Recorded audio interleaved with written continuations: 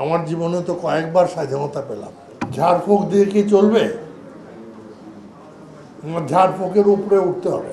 স্কুলে পরিসময় স্বাধীনতা দিবস উদযাপন করেছি 14ই আগস্ট 1947। ব্রিটিশ তারাও, ব্রিটিশ খেদাও আন্দোলন, যে আশা নিয়ে করা হয়েছিল সে আশা পূরণ হয়নি। আবার বাংলাদেশ স্বাধীনতা আন্দোলনের যে সংগ্রাম করেছে তার সঙ্গে সম্পৃক্ত, তারও আশা পূরণ হয়নি। এরপরেও আরও কয়েকটা এসেছে। বারে বারে স্বাধীনতা আসে, কিন্তু আমরা রাখতে পারি না। কারণ হিসাবে চিন্তা করলে একটা কারণ ধরা পড়ে,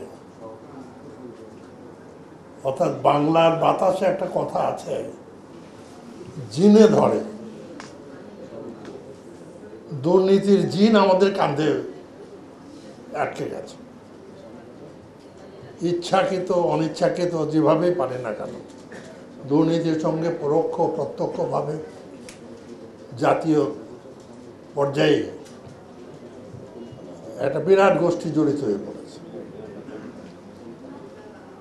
এই দুর্নীতির জিনকে কিভাবে ছাড়ানো যাবে সেটা নিয়ে একটা মহাচিন্তা এখন চলছে। ঝাড়ফুঁক দিয়ে কি চলবে? ঝাড়ফুঁকের উপরে উঠতে হবে। উপরে যদি উঠতে হয় তাহলে কি উঠতে হবে? বারে বারে সরকারের পরিবর্তন হয়, কেয়ারটেকার গভর্নমেন্ট দেয়, টেম্পোরারি গভর্নমেন্ট দেয়, আরও নানান ধরনের গভর্নমেন্ট আমরা দেখেছি, নানান পদ্ধতিও আমরা দেখেছি। এখনও কালকে রাত্রেও কয়েকজন এসে বললো যে প্রেসিডেন্সিয়াল ফর্ম হলে ভালো হয়। তা আমরা বললাম যে আমাদের কি অভিজ্ঞতা নাই প্রেসিডেন্সিয়াল ফর্মে? যে দুর্নীতির জিনকে যদি তাড়ানো না যায় তাহলে কোনো কিছুই করা সম্ভব না। এবং সেটা তাড়াতে গেলে যে জায়গায় ধরতে হয় সে জায়গাতে ধরতে অনেকেই রাজি না। আমরা খেলি, কিন্তু আসল খেলায় পড়তে একেবারে অনিচ্ছা প্রকাশ করি। এই যে অনিচ্ছা প্রকাশ করি, এটাকে টাকা পয়সা লুট করে নিয়েও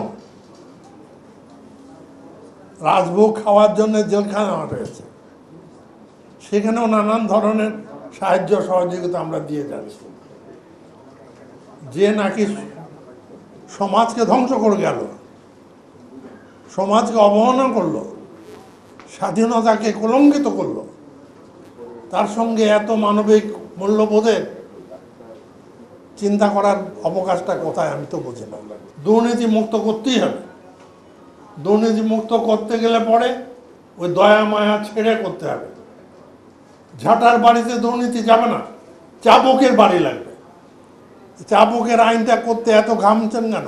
আজকে এই স্বাধীনতা দিবসে আমি সবাইয়ের কাছে অনুরোধ রাখবো, আপনারা বক্তব্য দেওয়া শুরু করেন, লেখা শুরু করেন, বিভিন্ন আঙ্গিকে আলোচনা করা শুরু করেন, যে জিন ছাড়াতে না পারলে বাংলাদেশকে কোনোভাবেই সামনের দিকে নেওয়া যাবে না। শপথ নিতে হবে যে যে কোনো মূল্যে এই দুর্নীতির থেকে আমাদেরকে মুক্ত হতেই হবে। কে কি বললো না বললো ওর জন্য আমাদের তো আক্কা খুব কমই আছে। ইন্ডিয়ার নানান রকম নিউজ বেরিয়েছে, তারা তারা করছে, হ্যান করছে, তারা তো স্বীকার করে না।